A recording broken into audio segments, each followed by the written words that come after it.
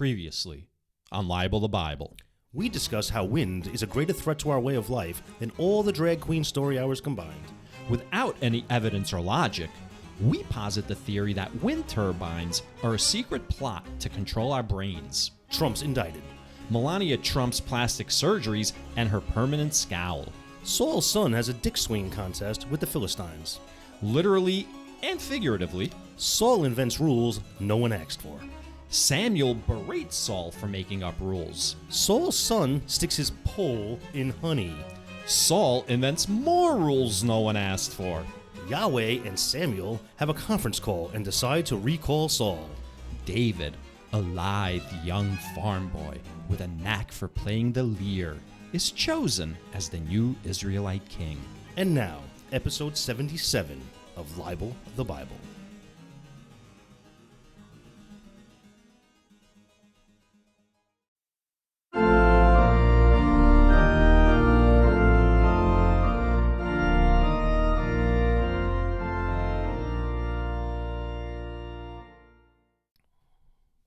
Hey everybody, I'm Rusty.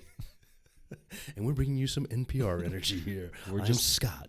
We're just pondering our own, how many years we have lived on this planet. But I'd like to mention that I am too sweet to be sour, okay? I don't know if I used that one. My stuff's not sinking right.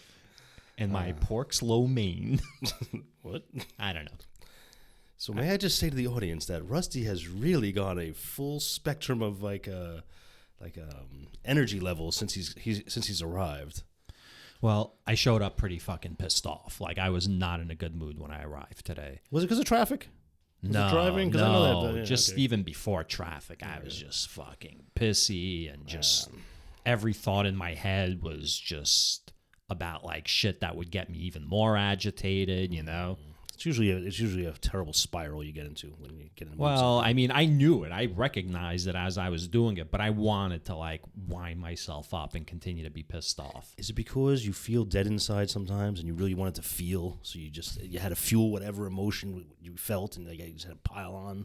It's funny. That's a song by Muse. No way. Called Dead Inside. No way. It's a great song. Is it along the lines of what I just described? It's about being dead inside, not feeling anything. So the title wasn't being, clever. Yeah. And it was one of Noah's first favorite songs. Whenever Dead Inside would come on, it would come on YouTube. There'd be a YouTube playlist and the video would come on. And the video was these two avant-garde dancers dancing in black and white, in a warehouse. And it's all chalk on the floor. And the song's playing, and he would perk up, and that's his first favorite song. And while I was telling you that story, I was thinking about how much better of a show we had the 20 minutes before we went on the air than what we've started with. Yeah, I did say, this is the stuff we should be recording. Yeah. We shouldn't be wasting our idle conversation. What were we talking about? Let's recreate it. Can we recreate the magic? No. We can't. No. It's too forced. No. I was telling you there's someone I definitely want to go off on. Yeah, you came over in a bad mood, and you're like, yo, I'm going to go off on somebody. Arr. Yeah. And then you said you wouldn't tell me what it was about until we got on the air. No. So I'm going to do it. I'm going to fucking go off. All right. All right. Is it somebody I know? No. I'll tell you who this person is. But before we do that, I just want to quickly mention to everybody, I have started to curate our YouTube channel. So anyone who's listening, you can go to youtube.com, just search Libel the Bible, and go to our page. If you can, subscribe. It's the easiest thing in the world to do, right? Just click subscribe.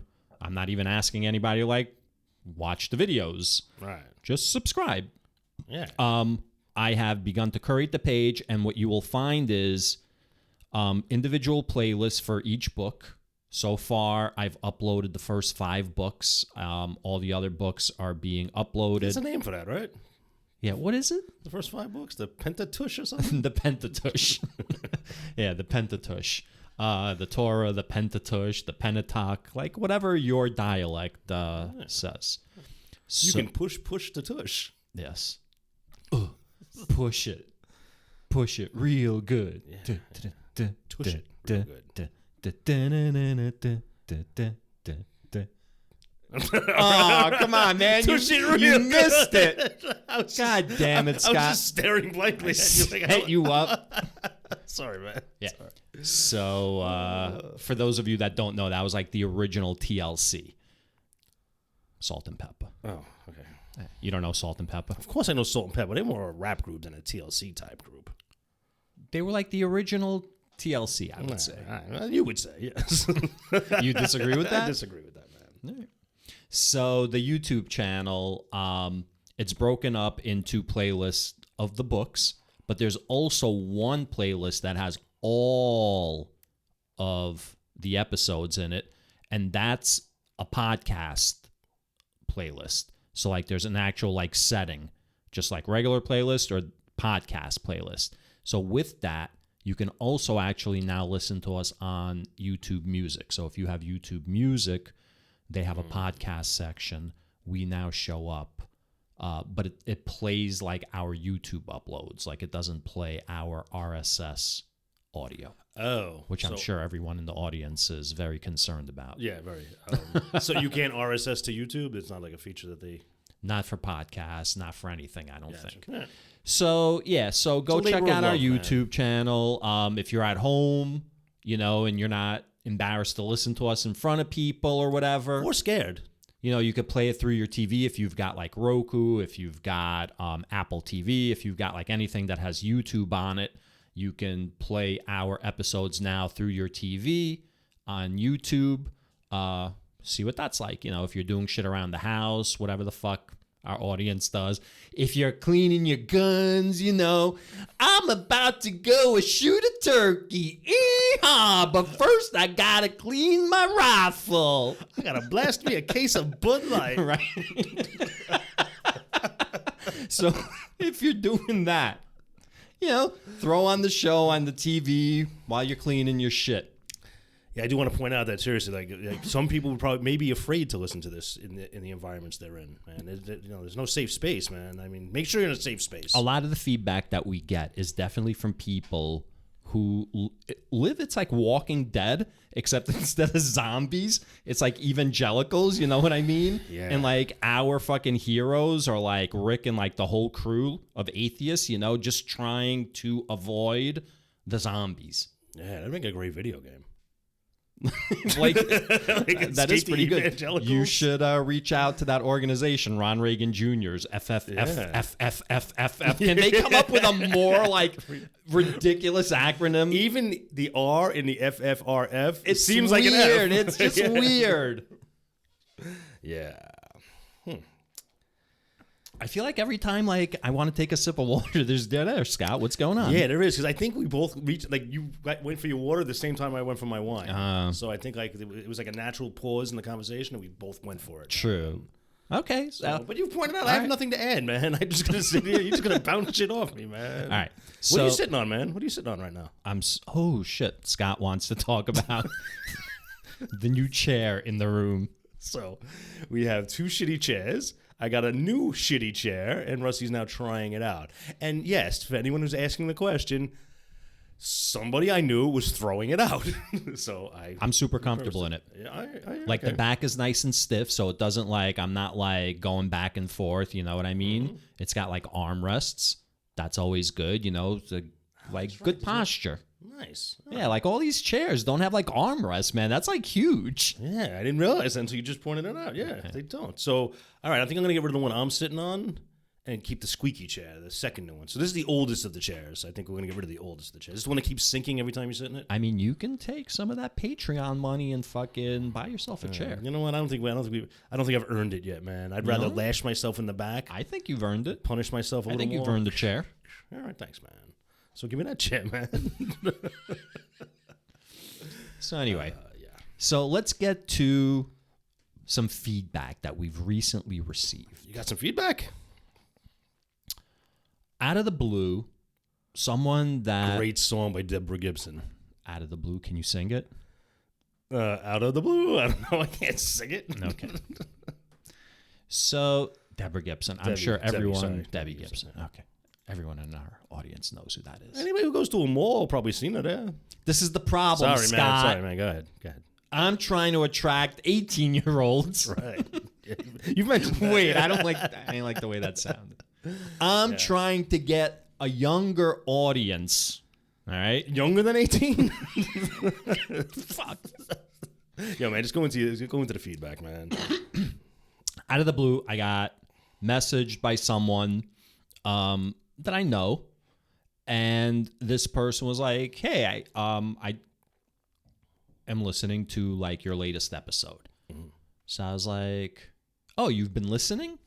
And he was like, "No, like I haven't been listening, but I wanted to see like where you guys are at now. You know, like what kind of somebody you had a past relationship with? What kind of progress you made." So this is just someone. I have people that listen that might know. I don't want to bring up any names. Fair enough. All right. I'm big on not name dropping, man. So the person reached out to me and told me that he's listening to our episode. And I was like, okay, cool. And then it was like radio silence. So I was like... Comments to follow. Like, what the hell? So I was like, you're just going to leave this pregnant comment out there? You know, like... You should know better. And I explained to him why he should know better. There's like a reason that he should like not say something like that and just like not comment on it. But it was like joking. It wasn't like a serious stern thing. Anyway, so he responded, you know, something about... Is it like when someone like goes, "Oh, I'm in the hospital again"? Like no, on Facebook, no, he wasn't listening like straight through. He's like doing it while like running errands. So he was like, he planned on like continuing like later after dinner when he's like cleaning up and doing dishes and all that. So then we get to his response. Okay. You ready? I'm going to read it. I'm ready. I finished the episode. So this is what he had said originally. He said, "I thought I'd check in on your most recent to see how it's been honed since your inception." So he obviously so that was his early original on. comment. Okay. So I said, you're just going to leave this pregnant comment out there? Okay. So that was the premise. He wants to see how we've honed it since its inception. Okay. What kind of critique do you expect? Like, do you even know like what kind of critique you could expect? I would expect, not knowing the person or like any history, I would expect... Not even like anything. I'm sorry. Let me be more specific. I'm not asking for anything specific. Like, what are the categories for like what would be critiqued? Well, based on what I know, when he says, "I want to see how far like the stuff's been honed," he's obviously listened to a early on episode. I have to assume that. Okay. Yes. So he's going to comment probably on, several early on episodes. Yeah, maybe. So he's going to comment on our sound quality. He's going to comment on our editing. He's going to comment on my Scott's reading ability or lack thereof, how far it's come or hasn't come. He's going to comment on the content. There's a lot of stuff he can comment on. Okay. So I'm assuming he. I said he. I probably should. I understand because you're from a patriarchy. Yeah. So like when you talk, it's always like you're assigning like men to it. I get it.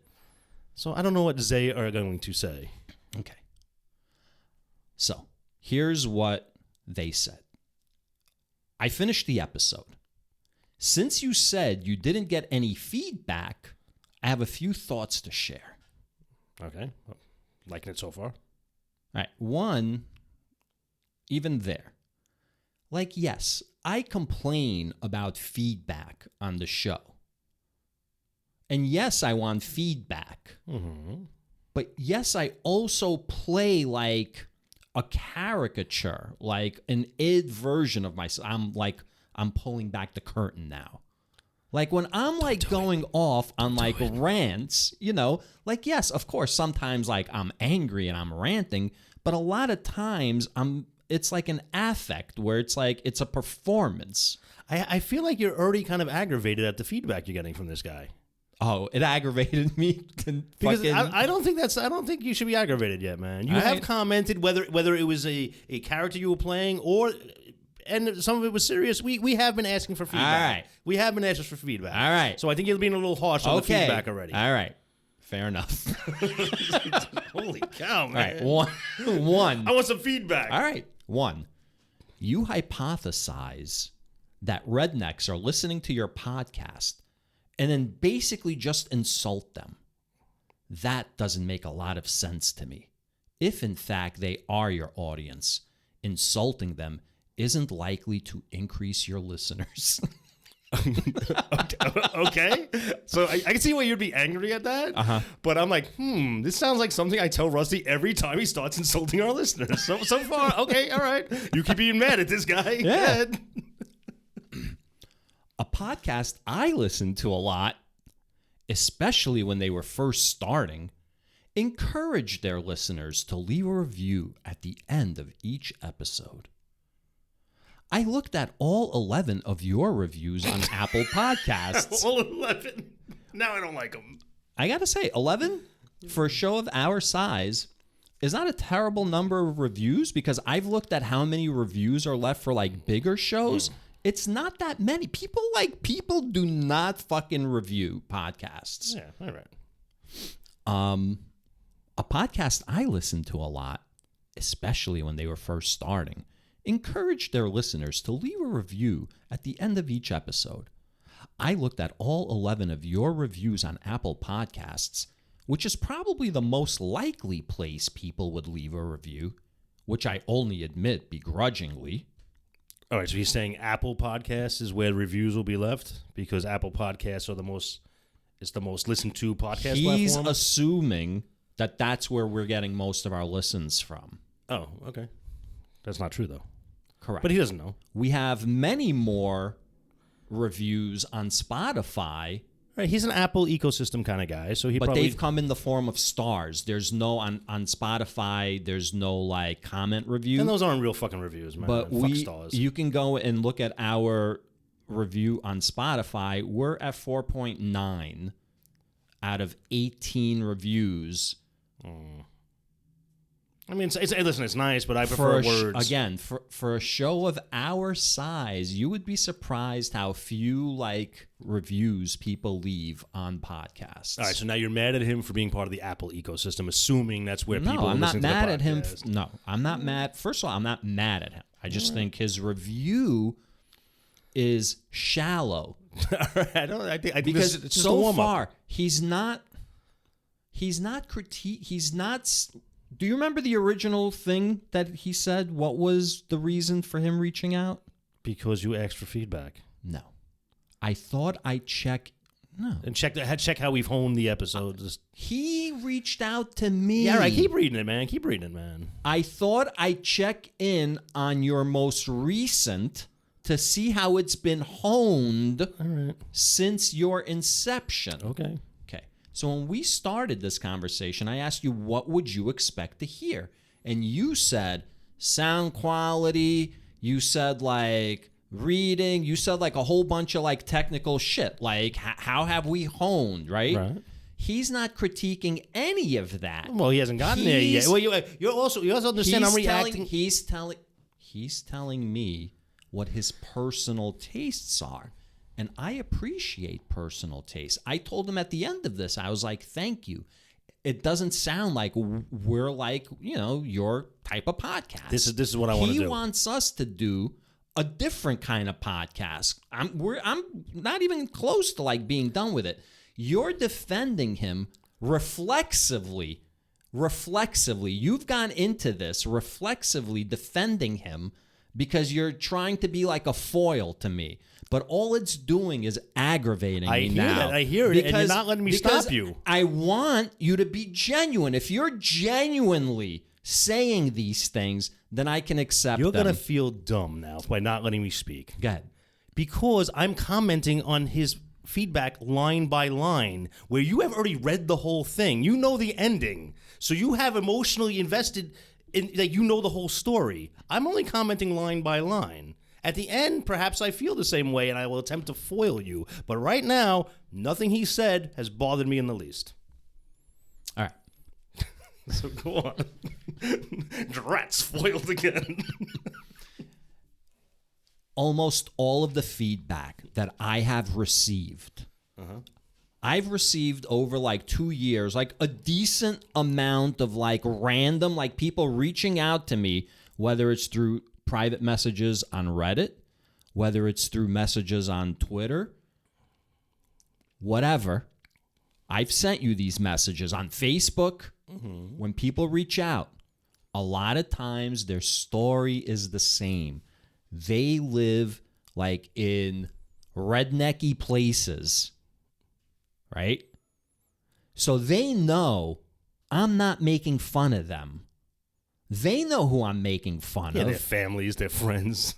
Whatever. Their co-workers. Whatever. That's not who I'm not looking for that audience. Fair enough. Let's continue. That's not an audience I'm looking for. Let's continue with his feedback, man. And I will reserve judgment. So you don't understand. This is patronizing. It's condescending. It's almost like I haven't thought through my art and like how I want to express it comedically. Like I haven't thought it through.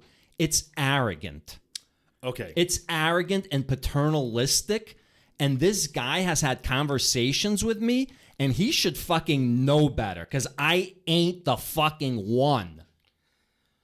All right. So again, there's a lot of history here, and there's a lot of things that I'm not aware of, so I can't comment. And there's no history. It's a paternalistic like attitude. Like, give me feedback on my podcast, not like a fucking, your whole philosophy of everything. So hold on. Wait. No, you can't do that, man. He hasn't given a philosophy on everything. The only thing I've heard him say, critique, was you're making fun of the audience you think you have. And if he has not listened, that's all I've heard so far. All right, when you put it that way, I guess. All right. But I'm thinking maybe he hasn't listened to 76 episodes. All right, you ready? Yeah, all right. Right, that's another thing. Like, he's not in the fucking family. He's not in on the jokes. You know what I mean? Which I told him that also. All right, go ahead. I'm sorry. A podcast I listened to a lot, especially when they were first starting, encouraged their listeners to leave a review at the end of each episode. I looked at all 11 of your reviews on Apple Podcasts, which is probably the most likely place people would leave a review, which I only admit begrudgingly. And one compared you to Car Talk, which I found mostly accurate. Which he found, it was a fucking really good review where the guy was like, I found like this great show. They sound like, they're like the Car Talk guys. And Car Talk was like a very popular, like, is that the podcast NPR he's referring to? No. Oh, no, Car Talk is, you said an NPR show? Yes. Oh, okay, all right, go on. So he like mentions that we are compared to Car Talk, and then he finishes it with, which I found mostly accurate. Okay. Like, why would he even have to say that? Which he found mostly accurate. And who's comparing us to Car Talk? Why say anything? He's comparing us to Car Talk? Someone left a review. Oh, okay. And in the review, they compared us to Car Talk. Okay. All right. So let's move along. They used to do puzzlers and give away hats. So maybe if you offer your listeners something in exchange for leaving a review, you might get more feedback. Hey guys, if you give us feedback, we'll send you $10. Like, what is he talking about? Wait a minute. Listen, Go ahead. man, he's not out. See, again, not out of his mind. Okay. We could enter the next 100 people that leave a review, a raffle to get that fucking chair I'm about to throw out. We can send them the fucking chair. Like, you'll do a random drawing of all the people that leave a review and send one lucky listener a sticker or a real email from the real Rusty or Scott or whatever. It doesn't have to cost you anything. Just a little incentive for your listeners to leave a review. You want to do this? Do I want to do this by comment on it, or do we want to do like a feedback giveaway? No. Do you want to take his advice? I don't think it's crazy. I don't want to take his advice though. Okay. I don't want to buy our listeners, but it's not a terrible idea on its face. But just to be clear, you don't think it's a good idea. We're not going to do it. If you thought it was a good idea, you would do it. It's either a good idea or it's not a good idea. It might be a good idea for another show. I was going to say, Paul Abdul might say, it's just not right for this show. Okay. Thank you. All right. Okay. But on this, you know what? Now I might think about it, man. Thank you. You know what? Right. I'll send a personal email out to say thank you. Not from the real Scott, though. That leads to my next idea. I don't know if you've done this already, but I think you should have guests on your show from time to time. A call to a fan, an explanation from a pizza expert, a scientist who studies people that drink black coffee, and quick interview of someone on the street. I've talked about this. I've mentioned this. I thought that's not a bad idea. It's not a bad idea. How we would implement it, how we go about it, who we're actually inviting to the show, like it's something we could think about. I can't answer yes, we could do it in such a fashion. It would require different I can equipment, answer that more equipment. immediately because it's something that I've thought about since day one. Oh, all right. And you've rejected it since day one? It would be like a synergy kind of thing where we would like guest with like other people who have similar type shows, other atheist shows. But I would also be... I wouldn't interview a guy about pizza or black coffee because what the fuck do I care about it? Or because I made a comment about it? Because I made a joke about it? I get his point, but he's critiquing the show to a level at which he can't critique it because he's listened to one episode. Okay? All right. If I may, it's a very long critique. He listened to one episode. Okay, all right. I wouldn't mind a third microphone in here once in a while. We'll bring a rando in.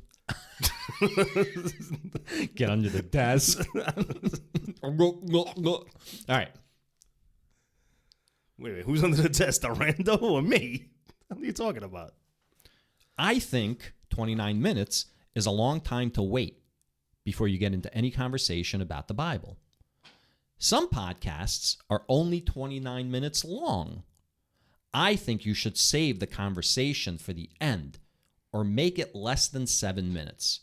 It's funny because at this point we are very far into the show. But this is a comment I've made myself. Okay. In the beginning, you had a time limit, right? You had a set time limit for how you wanted to do the show. And how do you feel about a time limit now? It needs to be more organic, but sometimes when I am listening to the show episodes, and I am quite a few episodes behind, I have said, I think we should still jump into the Bible earlier. And we continue with our banter and silly stories, but we can disperse it throughout the entire podcast. So that's why you listen. So you listen back to the podcast, and then you're like, all right, we needed to cut down on the banter because... That doesn't mean we needed to shorten the banter. It means in that episode, we should not have carried on. But through that listening, we learn and adapt. And if we do banter, it's because we have things that we are talking about. Like if you listen to the last 4 or 5 episodes, they're not bad. And even the banter that's we move off of it really quickly. We are recognizing what's working and what's not working. You know what I mean? All right, let's hear some more. But also, it's the feeling that you and I have after we're done sitting across from one another recording this, right? The episodes have felt good and fun to record. Yeah. People can't see or hear you nodding your head. You have to speak into the microphone. Yes, Ross, yes. Okay. Yes. We should switch to video once in a while. We're going to get right back to the show, but before we do, we'd like to invite you to come visit our Patreon. Each week, we discuss a new topic at the intersection of society and religion. We explore the encroachment of religion onto secular institutions, such as schools, workplaces, and government. In addition, we'll investigate whether religion practices what it preaches. So, after this episode, head on over to patreon.com/libeltobible and join in the conversation. And now, back to the show.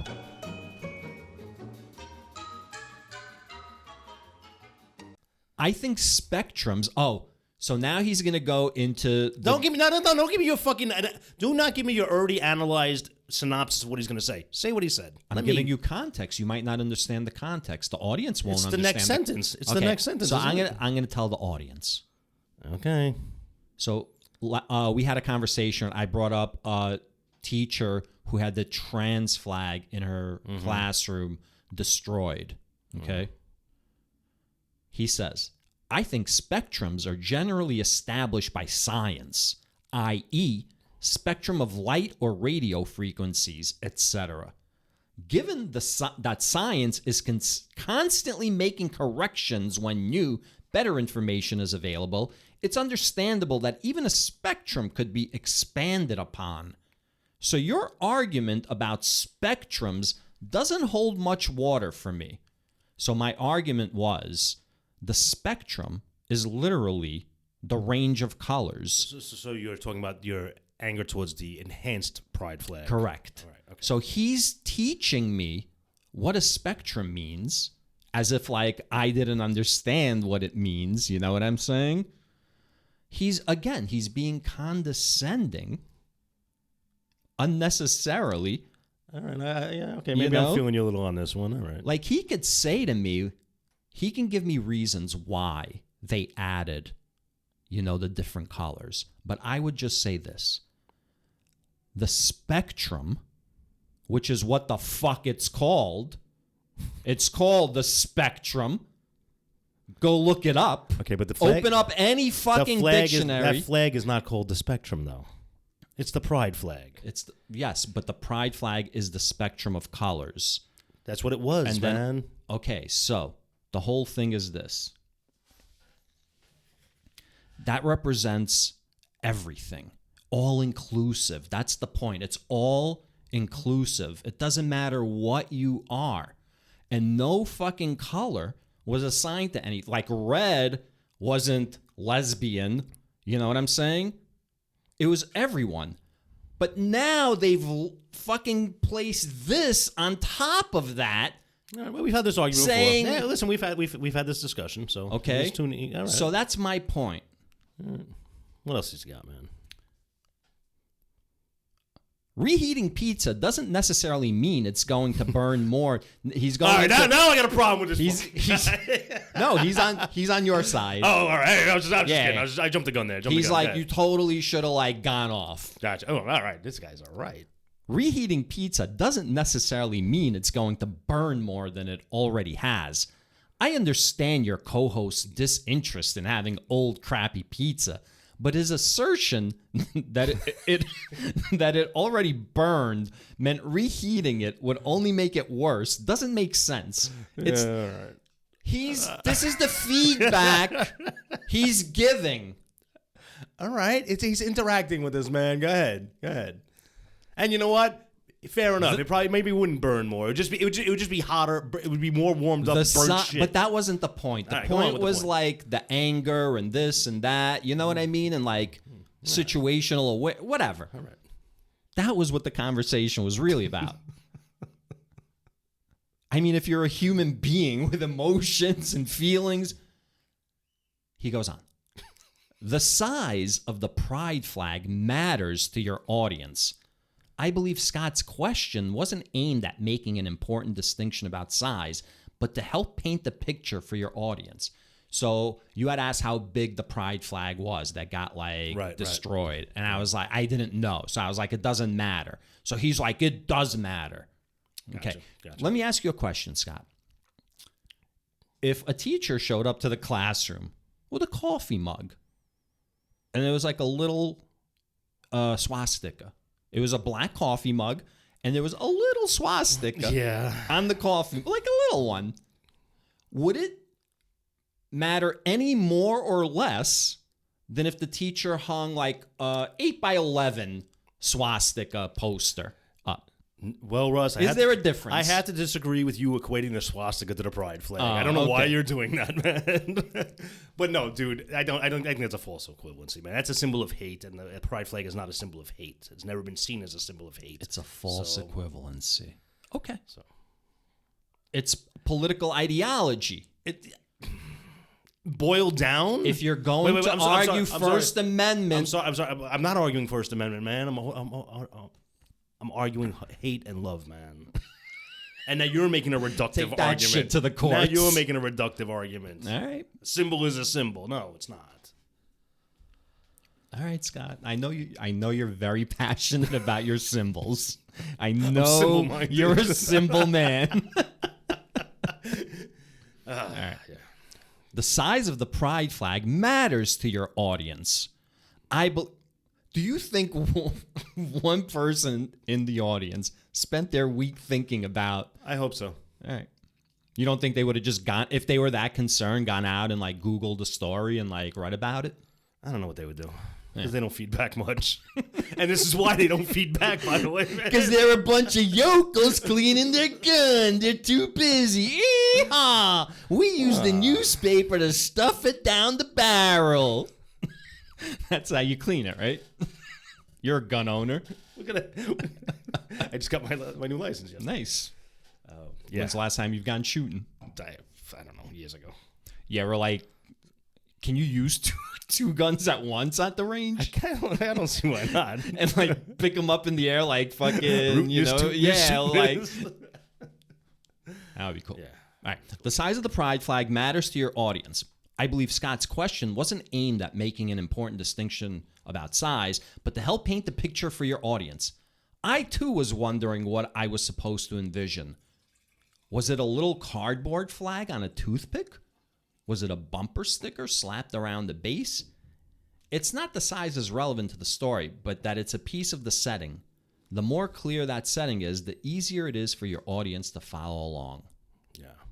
Be more descriptive, man. Might also be worthwhile to have a fact checker, third host, whose job is just to find out what Google says when you guys have questions, etc. On our website, anonymous feedback guy, we did have a fact check site section, usually for when Rusty spews a lot of stuff, and we have fact checked him. And for the most part, he's pretty accurate.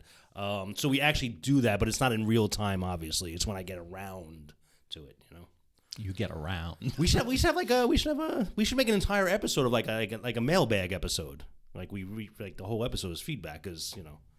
This is going pretty long, man. I'm going to miss Davey and Goliath if we keep it up. Davey and Goliath. Sorry, Davey and Goliath. But go on. Let's hear him some more. So that was it. So that was his like whole critique.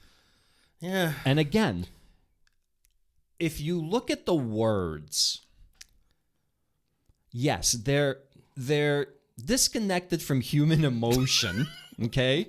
Wow. Like they're very, very like fucking technical. But about what? It's about like his personal tastes and opinions about like things that have nothing to do with the core like structure or elements of the actual show. Like the feedback that he gives isn't really valuable. Like it's basically saying, I don't like your show, which is fine. Just say that, you know what I mean? I did not walk away with that he didn't like the show. I think he found ways that he feels that we could improve it, and I don't think I'm not saying he'll ever listen again. Well, he probably won't after this fucking episode. Look, here's the thing. When I say he didn't like the show, right? It's not binary. It doesn't necessarily mean he disliked it. Okay? Mm. There's a spectrum in between like and dislike. How big And is I'm this saying spectrum? he's on that portion of the spectrum where like it's not a show for him. It's not like he hates it. Like He can take it he's or not leave like it, right? repelled by it. Right. He's just not going to listen to it because it's not his thing.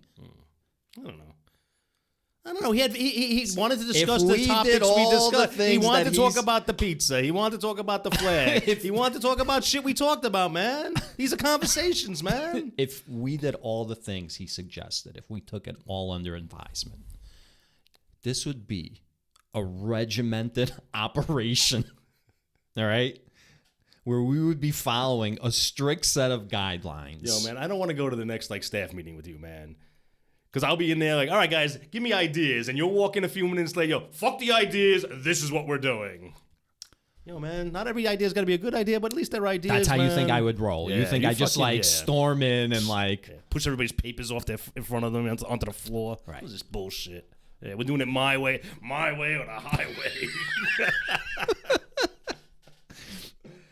I don't know, man. So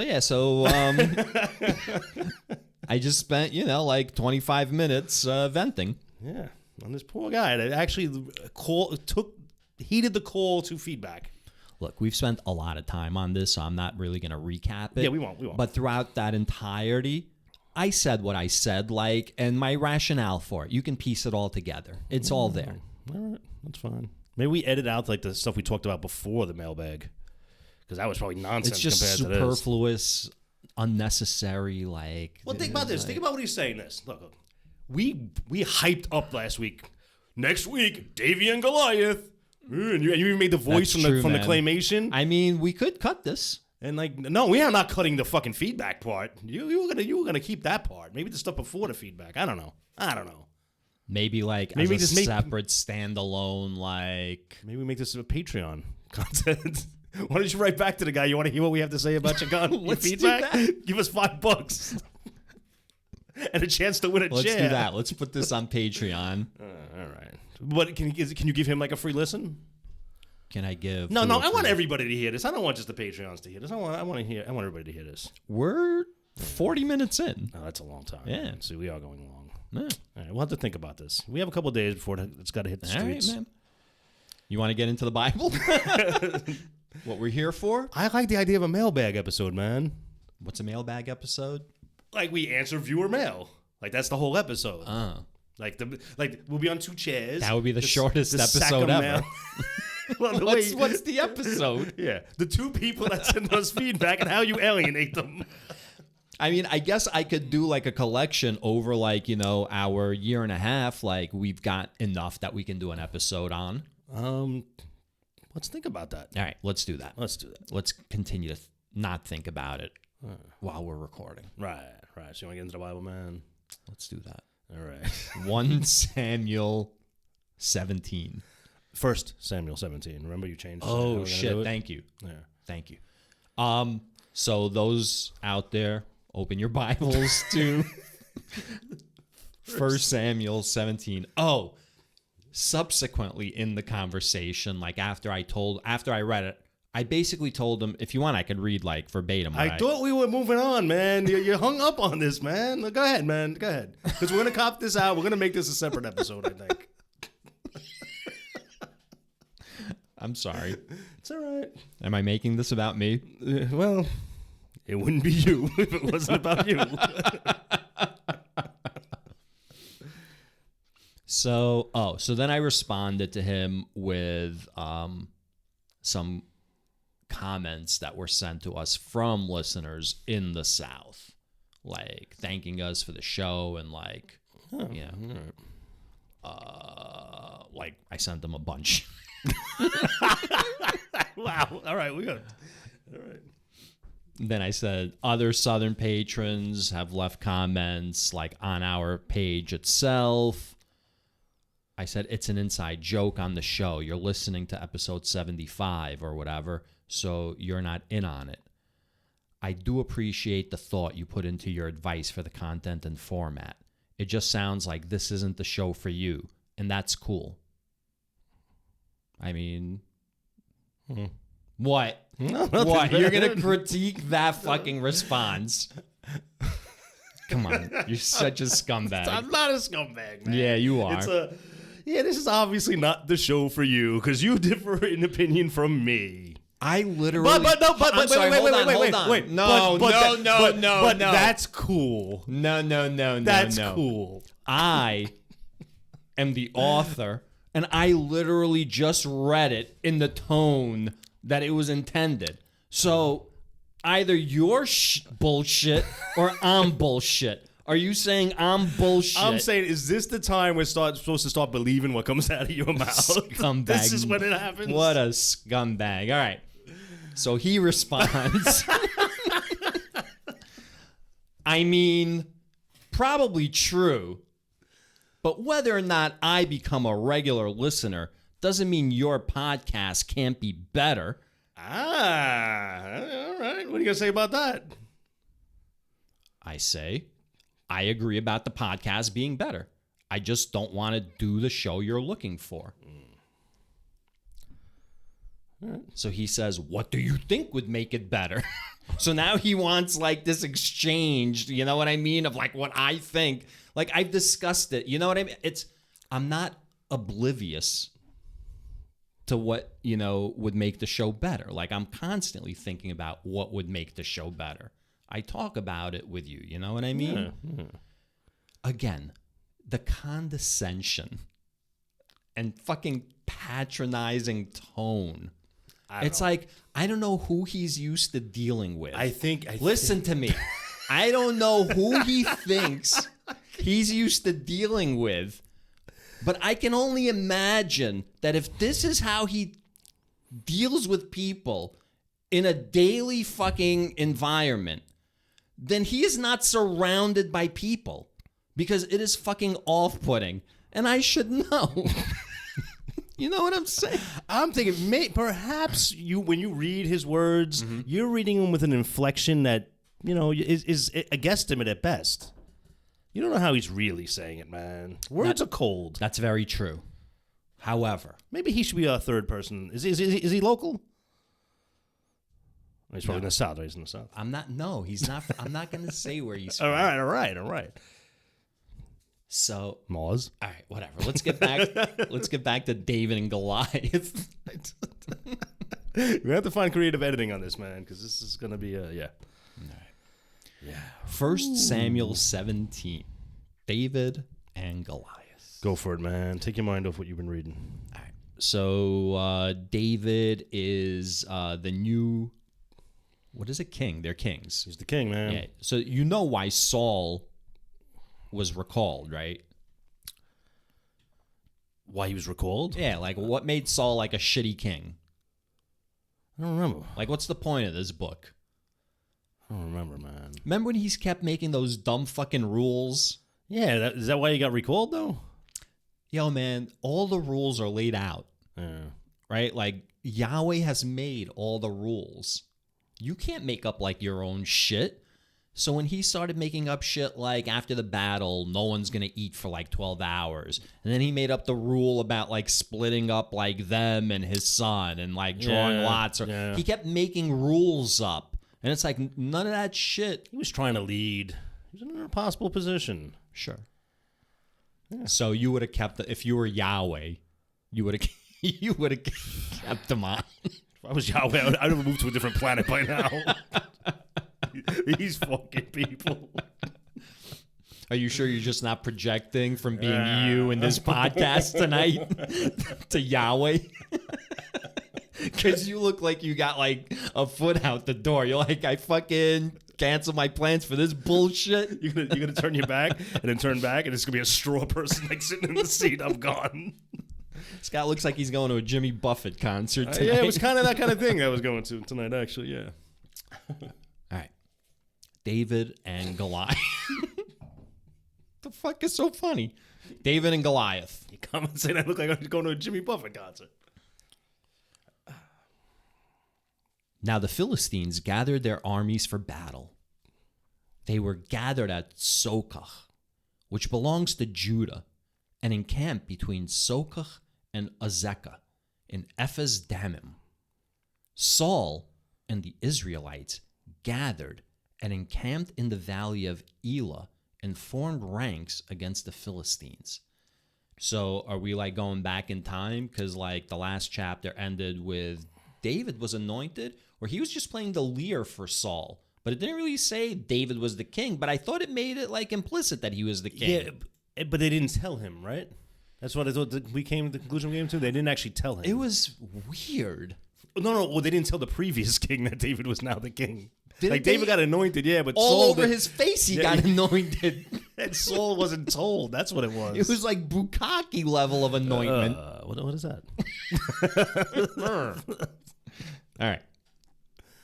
Oh, shit.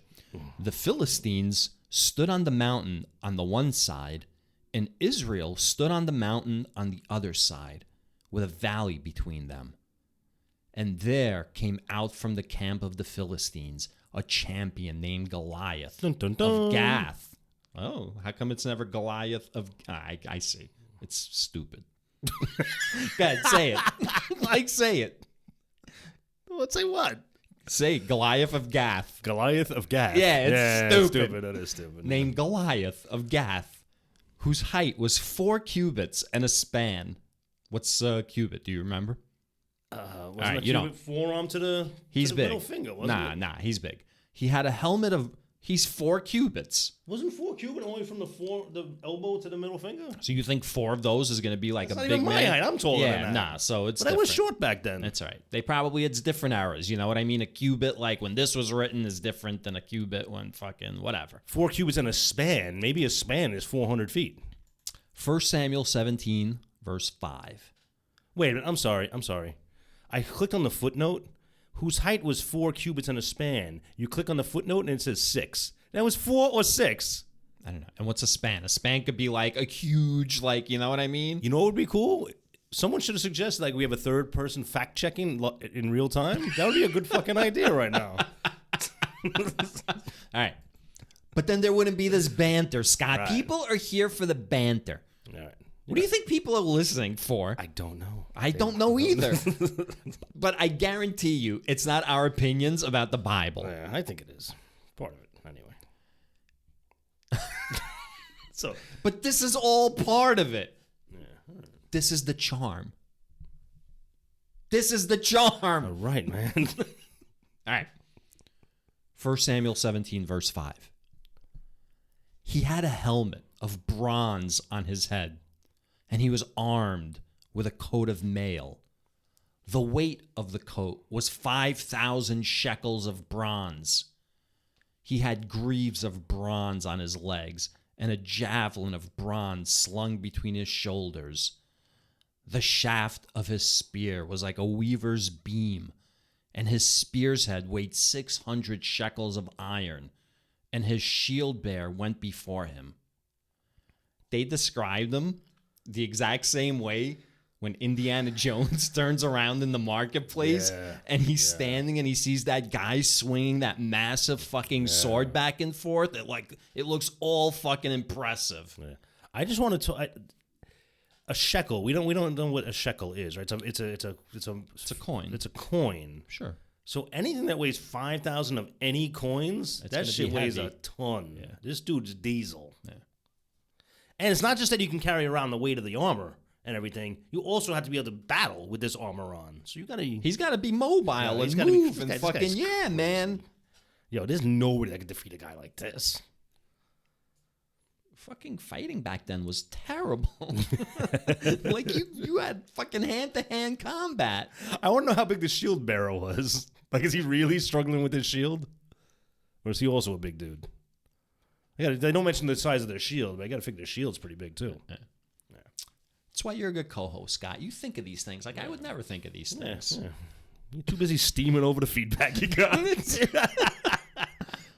I'm trying to move on, Scott. Sorry, I'm trying to push it down and just move on. Sorry, man. All right. Where were we? Verse 8. He stood and shouted to the ranks of Israel, "Why have you come out to draw up for battle? Am I not a Philistine? And are you not servants of Saul?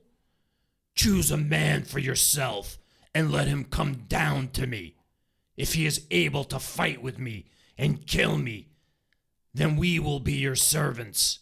But if I prevail against him and kill him, then you shall be our servants and serve us." And the Philistine said, "Today I defy the ranks of Israel. Give me a man that we may fight together." When Saul and all Israel heard these words of the Philistine, they were dismayed and greatly afraid. He sounds like a terrifying dude. Mm-hmm. And I like how he says, "If you kill me, we'll be your servants." Well, you'll be dead. You won't be nothing. So what the hell, man? That's not a deal. You can't make that deal. David will be, Goliath will be dead. He's like, "If you kill me, we'll be your servants." Yeah. And everybody's like, "You'll be dead, motherfucker." He's willing to die in battle. I guess, man. He's probably all for Baal, and Baal's like, "Yo, if you die for me, you know." And if I'm thinking he's throwing out a deal. Are you thinking, Scott? Or are you reacting? He's throwing out a deal here. One-on-one combat will decide the course of history. Mm-hmm. If you're looking at a dude that's like 14 cubits in a span, I'm like, fuck that. I'm sending 100 dudes. I'm not taking this deal. Why would the Israelites even take this deal? Yeah. So in, the Battle of Troy, fucking Achilles, who's like the greatest warrior ever, half god and half like human, he fucking challenges, not Paris, I forgot who the fucking guy from Troy was, but doesn't matter. Hilton? He challenges, he challenges that guy to like a one-on-one. Oh no, that guy challenges fucking Achilles to a one-on-one, and fucking the Greek fleet has to turn back, and they fucking battle, and fucking, of course, Achilles fucking kills him. Hector. Achilles killed Hector. Oh, so this is like the exact same fucking thing. So it's funny that I brought up the Indiana Jones scene, because fucking as impressive as that guy with the sword was, when Indy turned around, he was like all scared, and then he realized like he's got the advantage, and he pulled out his gun and he just shot him. Yeah. Yo, man, Saul needs to send his archers and shoot that fucking motherfucker. Yeah, right in the heel. If you're in the trenches, you don't fucking pop your head out. You don't like look down fucking no man's land. Yeah, all right. So while you were doing that, I was Googling how tall was Goliath. While I was doing that, Yeah. talking to the audience, talking to me and talking the to audience. you. Yeah. Yeah. 9 feet 9 inches seems to be and then somebody said 10 feet 3 inches. Okay, so like yeah, he's a ridiculous size that like no human can ever be. He's a monster. Okay. Yeah, he's like a Andre the Giant, but like not the cool Andre the Giant that we always say. Andre the Giant was always like a gentleman and everything. This was not that version. It's like the bizarro Andre the Giant. Big man. Big guy. Big guy with a fucking attitude. You know, he probably didn't even want this fucking role. He's like, yo, I was just born big, man. Why do I got to be this dude? Why can't I go frolic with a liar, like a Lear? I mean, he's faking it till he makes it, though, because he seems really intent. And you know what? His whole life, he's probably had guys that tried to like beat him up, right? Like they always want to pick on the big guy. I don't think so. Yeah, maybe not. Maybe not after he crushes. I don't think so. He's probably crushed so many people. He's sick of crushing people. Now, David was the son of an here we go. Ephrathite of Bethlehem in Judah named Jesse, who had 8 sons. In the days of Saul, the man was already old and advanced in years. The 3 eldest sons of Jesse had followed Saul to the battle. Hey, what's going on here? The names of his 3 sons who went to battle were Eliab the firstborn, and next to him Abinadab, and the third Shammah. Awful names. Yeah, they had to be picked even on. for the time, right? Yeah. In a world where Dan is an option, Yeah, let's go with Dan. why would you name your kid Shammah? All right. Shamil, Shammah, Soul. Maybe it's the Laverne and Shirley song. This is where the Laverne and Shirley song came from. Absolutely. Yeah, I haven't done that on the website in a while. David was the youngest. The 3 eldest followed Saul. But David went back and forth from Saul to feed his father's sheep at Bethlehem. For 40 days, the Philistine came forward and took his stand, morning and evening. So you mean, like, nobody took him up on it? So every day this freak giant was challenging the Israelites? I got to say, it seems like the Israelites are winning right now because the Israelites are in control of the territory. So the Philistines have to attack the Israelites. So the Israelites are just like, I mean, they're there, they're prepared for battle, but they're like, we ain't going to start shit. Yeah, we'll get back to you. Yeah. And you're wearing them down emotionally, Scott, psychologically. You know you want to say it. You know these Jews are so cunning. Jesse said to his son David, take for your brothers an ephah of this parched grain and these 10 loaves, and carry them quickly to the camp to your brothers. Also take these 10 cheeses to the commander of their 1,000. See how your brothers fare, and bring some tokens from them. Okay, so all right, so the valley is the demilitarized zone, right? It's like nobody's crossing into the valley. Right. All right. And he's like, yo, David, why don't you go check it out over there, man? See what's going on. I don't know. Because you've been so involved so far, right? And like you're running back and forth. It's like a punishment kind of for like running back and forth and like leaving the battle. He's like, go out like into no man's land. See how your brothers fare and bring some token from them. Like bring proof that they're still alive? Like, what is this token? Like, they're sitting on a battlefield for like 40 fucking days, man. What do we got to give somebody? Whatever. Now Saul and they and all the men of Israel were in the valley of Elah fighting with the Philistines. David rose early in the morning, left the sheep with a keeper, took the provisions, and went as Jesse had commanded him. He came to the encampment as the army was going forth to the battle line, shouting the war cry. Israel and the Philistines drew up for battle, army against army. David left the things in charge of the keeper of the baggage, ran to the ranks, and went and greeted his brothers. Hey, what's going on? Yeah. So am I missing anything? Aragorn is giving like his speech before they rush, like, you know, the fucking tower, and like his brothers run up to like, hey, what's going on? Like they're having the Death Star like attack briefing, and like he just interrupts. Braveheart's like, for freedom. What are you guys doing? No, we'll wait, David. No, we'll wait. As he talked with them, the champion, the Philistine of Gath, Goliath by name, came up out of the ranks of the Philistines and spoke the same words as before, and David heard him.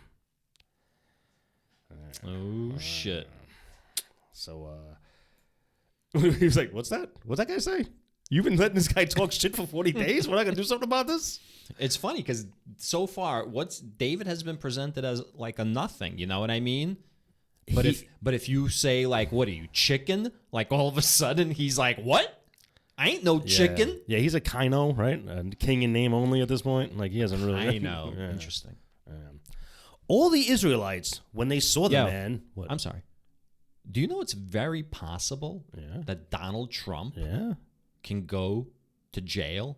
Yeah. Like, it's very possible. Yeah. They've got him on tape basically saying, yo, I'm committing a crime here, all right? So don't let this get out. You know what I mean? And Kid Rock's like, I won't sing about this in my next concert. It's crazy. Yo, it really is. And you know what pisses me off about all of it? People keep talking about the witch hunt. Joe Biden's locking up his political fight. Like, this is a banana republic. This is third world shit. Yeah. This is his mouth.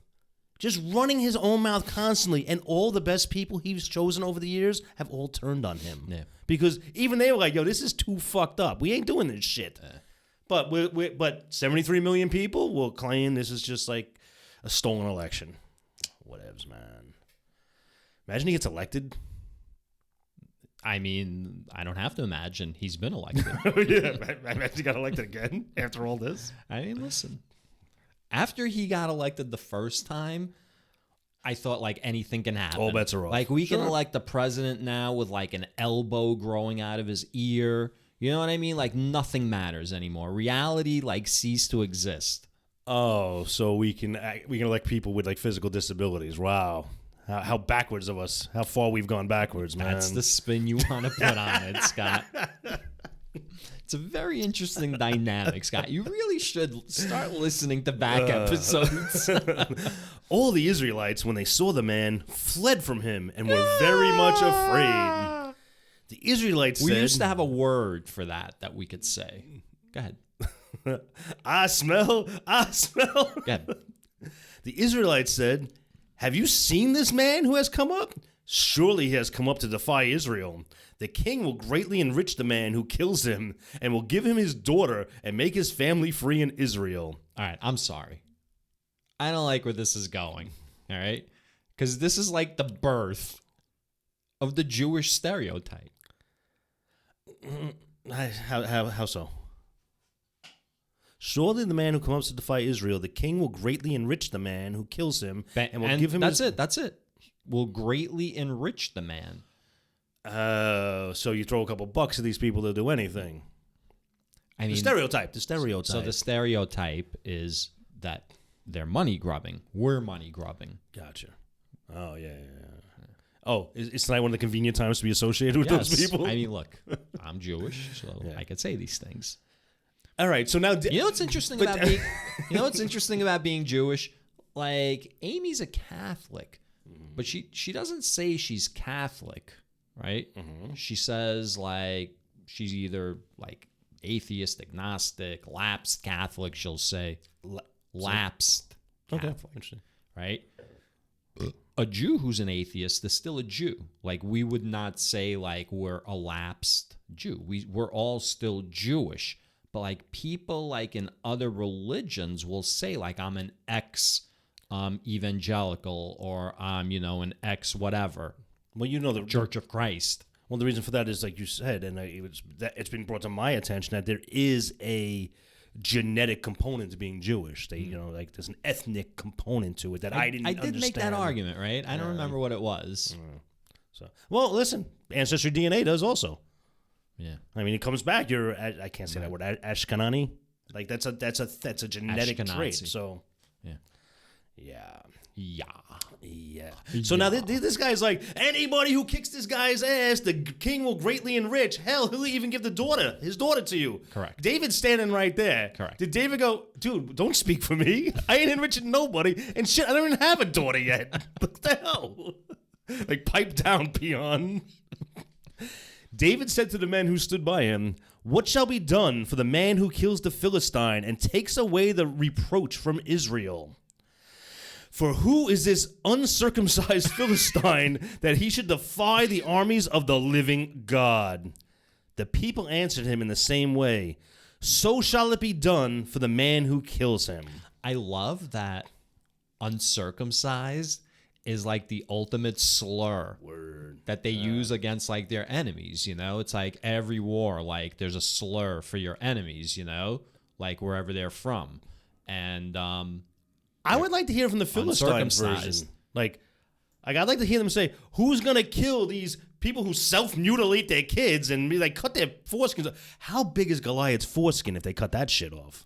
So what we You probably wrap yourself in that thing, right? Keep yourself warm. Gross.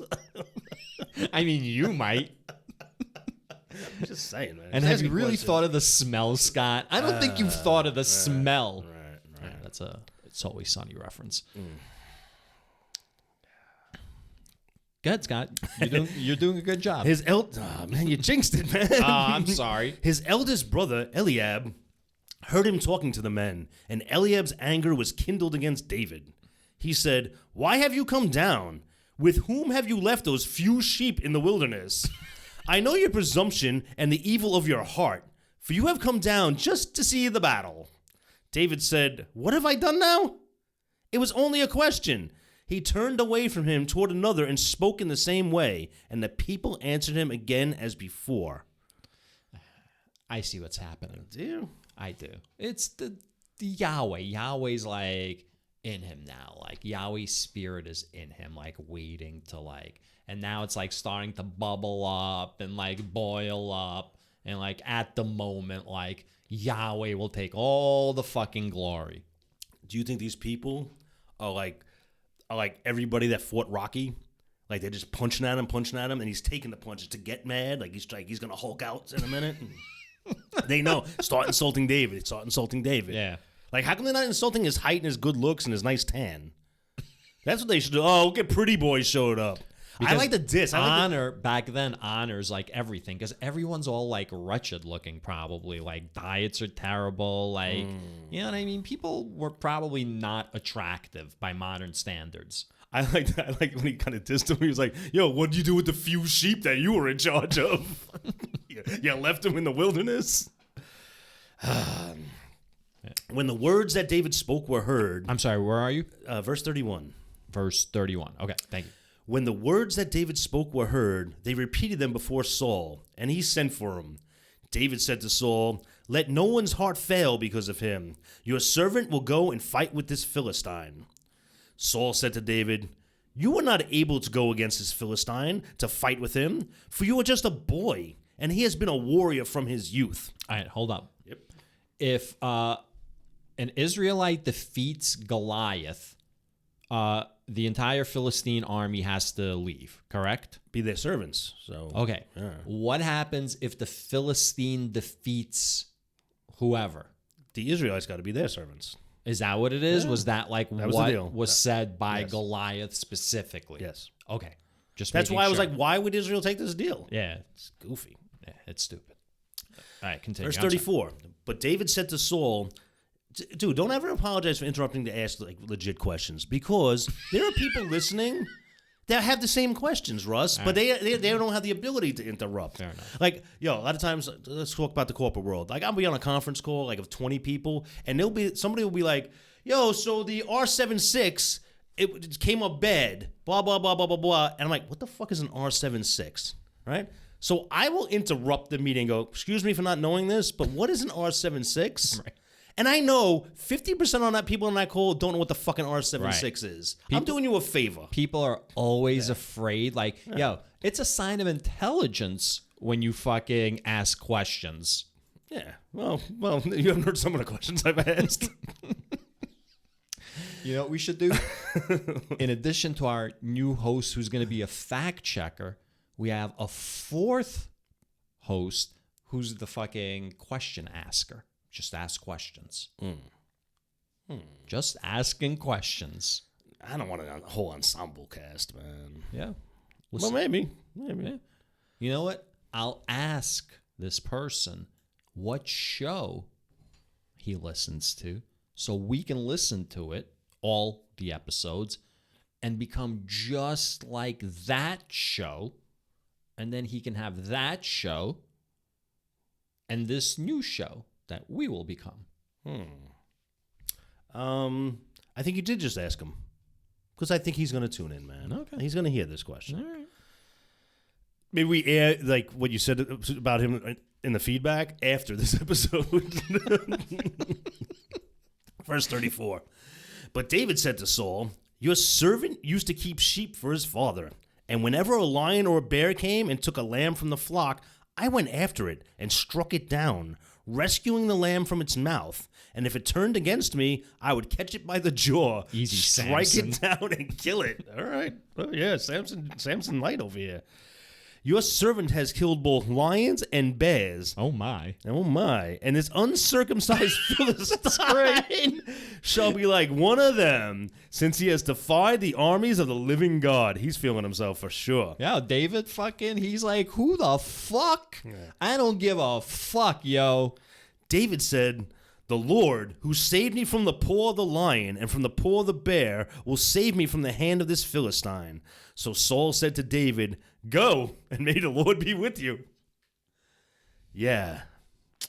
So David is probably looking around like, you punks. All you punks are like standing here, like, smack this dude, man. He's a big bully, man. You know about the big balloons? They get popped easy.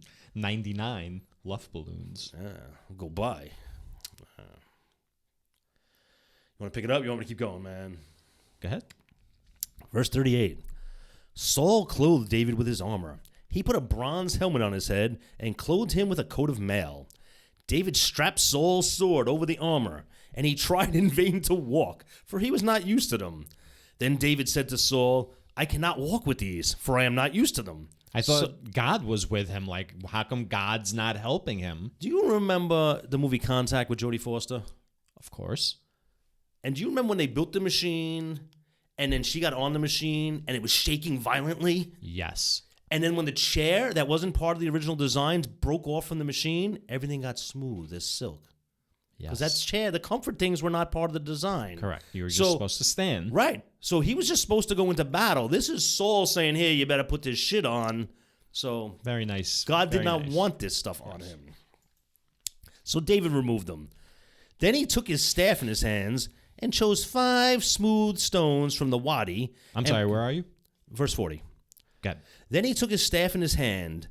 We're talking about... Again. Yeah, we don't know. Always with the staff in hand. And chose 5 smooth stones from the wadi and put them in his shepherd's bag, in the pouch.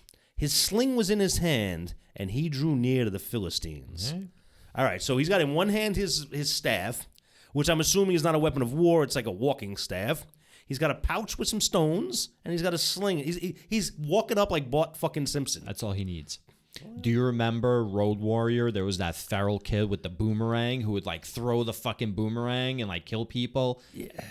Do you remember that one guy tried to catch it and got his hand? off? Yeah, right. I distinctly remember that particular scene of the fingers getting cut off. Well, yeah, everybody. That made me like remembers it. wince. Like so There's like a bunch of scenes that you distinctly remember. So do you think when people like we grew up in like limited horror and stuff? Do you think people like that into the Saw movies like remember like specific scenes like From Saw? Yeah. Yeah, probably right. I think people that are into that like watch it over and over. Yeah. Verse 41. Plus, like Saw is like one of those seminal movies. It's seminal. There's a reason why. It must be good. I've seen Saw, and I don't watch those kinds of movies. I'm not into that type of movie either. So yeah. Yeah, it's good. It's what good. What was the guy's name? Puzzle Piece or something? It doesn't matter. I don't know. Your questions don't matter. Jigsaw. Yeah, why would I say puzzle piece? Oh, they make puzzle pieces out of jigsaws. Yes. That's what I call jigsaw puzzles. There's a connection. Oh, all right, there you go. Now Verse you're 41. using your noodle. The Philistine came on and drew near to David with his shield bearer in front of him. When the Philistine looked and saw David, he disdained him, for he was only a youth, ruddy and handsome in appearance. I will make you my bitch. The Philistine said to David, "Am I a dog that you come to me with sticks?" Oh, And the Philistine cursed David by his gods. Ooh. This is like a whole like build up, like UFC style, you know, like Conor McGregor when he used to talk shit about like whoever he was fighting and fucking hype it up. Like, this is what's going on. It's like the televised weigh-in, you know. Like You think like both armies are like fucking stomping their like, you know, long swords into the ground, you know, their shields, their feet. Yeah, that'd be cool. Yeah. It's like a whole thing. The Philistine said to David, "Come to me, and I will give your flesh to the birds of the air and to the wild animals of the field." But David said to the Philistine, "You come to me with sword and spear and javelin, but I come to you in the name of the Lord of hosts, the God of the armies of Israel, whom you have defied. This very day the Lord will deliver you into my hand, and I will strike you down and cut off your head. Oh, shit. And I will give the dead bodies of the Philistine army this very day to the birds of the air and to the wild animals of the earth, so that all the earth may know that there is a God in Israel. And that all this assembly may know that the Lord does not save by sword and spear, for the battle is the Lord's, and he will give you into our hand." So here's the situation. When Goliath's speaking and you're looking at Goliath, you're like, this guy is going to fuck this other guy up, right? But then David starts speaking. And it's like, you're like, all right, like maybe like, you know, David has a shot. Like he's talking like some shit, you know. The second he stops speaking, though, and you're just looking at him, you're like, nah. Goliath. I think I would be looking at the interaction going like, I get it. David's stalling for time, hoping like some weird circumstance happens. Yahweh, I'm calling you out. I'm giving you props. Yeah, like something happens, or Goliath starts laughing, raining at your name. So he's hoping something happens, man. Verse 48. When the Philistine drew nearer to meet David, David ran quickly toward the battle line to meet the Philistine. David, we need a fifth guy to make sound effects. Right. David put his hand in his bag, took out a stone, slung it, and struck the Philistine on his forehead. The stone sank into his forehead. Oh, shit. That's and he good. fell face down on the ground. Oh, shit. That was anti-climactic. This can't be the end of it. So That's the fight? So, oh, fuck. This is it. Like verse 48 and 49. So David prevailed over the Philistine with a sling and a stone, striking down the Philistine and killing him. So wait. So Goliath starts going towards David, right? He starts approaching him. Like he's going to like start hand-to-hand combat. Yeah. David scurries away to like a safe distance and takes out his slingshot, takes aim. No, he ran towards him. He obviously did it from a safe distance, but he ran towards him. It says it right on verse 48. When the Philistine drew near to meet David, right? He's approaching him now. Read the next sentence. David ran quickly toward the battle line to meet the Philistine. Oh, he ran at him. He ran at him. But he didn't get quite next to him, obviously, because a sling would be ineffective at close range. Thank you for pointing that out. I missed that. So David prevailed over the Philistine with a sling and a stone, striking down the Philistine and killing him. There was no sword in David's hand. Then David ran and stood over the Philistine. He grabbed his sword, drew it out of its sheath, and killed him. Metaphor.